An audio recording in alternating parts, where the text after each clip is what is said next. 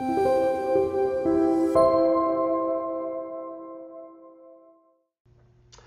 back to our series, Creativity and Innovation for Knowledge Management Programs. Today our theme is creativity and honesty. My name is John Gerard and I'm joined by Stephanie Barnes. Stephanie, thanks so much for joining me today. Thank you. I'm looking forward to it. Creativity and honesty are both important ideas in modern organizations, but how are they related? Well, this is based on my own experience as well as observations and research of others. And we learn to hide parts of ourselves in order to get good marks at school, to get good jobs, so our boss likes us, so our friends like us, so we have friends, somebody to eat lunch with, We do all these things so that we fit in and don't stand out and aren't unique. So we chop off these parts or we hide these parts of ourselves. Um, and and it's not something we set out to say, oh, I'm going to lie about who I am. It's just sort of very cautious, very, very, very, what's a good word?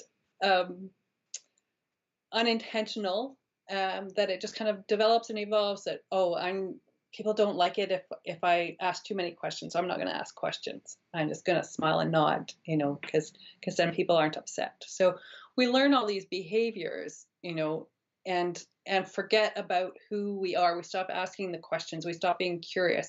I recently heard you say that our creativity and uniqueness are educated and socialized out of us. What would you mean by that? One of the stats that I like to quote about this is among 5-year-olds, and this is a study that was done by NASA in the 50s or 60s, I think. Among 5-year-olds, 90% of them demonstrated creativity. So they were able to suggest innovative ways of looking at situations and the ability to dream up new ideas. By the time those same kids were 18 and older, only 5% of them rated as creative. During that time, what's happened? They've gone to school, and so to get the right answers, to get the good marks, they regurgitate what they've been told and stop asking questions. And, just tell me what the right answer is, I'll give you that. So yeah, it's kind of educated out of us. Very interesting. What's your creativity story? I started after I finished my MBA to experiment, to go, I've got all this time on my hand, I'm not studying anymore. What am I going to do? And tried out a bunch of things. Painting was one of them, drawing, photography, mountain biking, hated mountain biking, hated golf, tried golf, didn't like golf either. But painting really stuck, and that wasn't until 2011. But I just had an open mind. I said, well, I'm going to try all these things that I'd never done. And it really influenced other areas of my life, made me curious, and gave me confidence in other areas. So I gained a lot through that. And so what is it that you gained along the way in that creativity journey? So confidence for sure. I think I got a sense of humor and a voice that I was afraid to use before, because, being a quiet, good girl was, what got me the good marks and got me the approval as a kid. So, I kept a lot of that to myself. And so that part of that journey was going, oh, people actually think I'm funny. So, sharing that more with people. I think I also gained real, true friends, people that appreciate and like me for who I am, rather than some person that they think I am. And a sense of purpose and some real joy that I just didn't have before.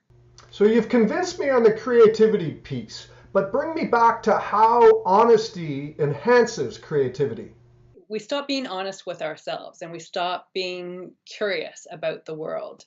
Because we're so trying to fit in and be liked and be accepted by whoever it is that we're around. We got tied up. A lot of people do get tied up in the shoulds. Well, I'm supposed to do this, or I should do that, and we forget to ask the question of, well, do I really want to do that? I've had a bad experience with an art teacher in senior public school. I don't know that I got far enough to know whether I liked art or not. But I had the bad experience, so therefore I didn't like it. But when I picked up some paint in 2011, I got to do more of that. So being honest with myself about what I was doing, what I wanted to try, rather than what I thought someone else was telling me I was supposed to do. I think that's where the honesty starts to come in. Interesting. Well, thanks so much for a great discussion on creativity and honesty. I actually didn't see the connection before, but you've convinced me. So let's meet up and chat about something else again soon. Thanks, Stephanie. Great. Thanks. Be sure to like this video, subscribe to our channel so you don't miss future episodes, and of course, post any comments you have and we will answer them. Thanks so much.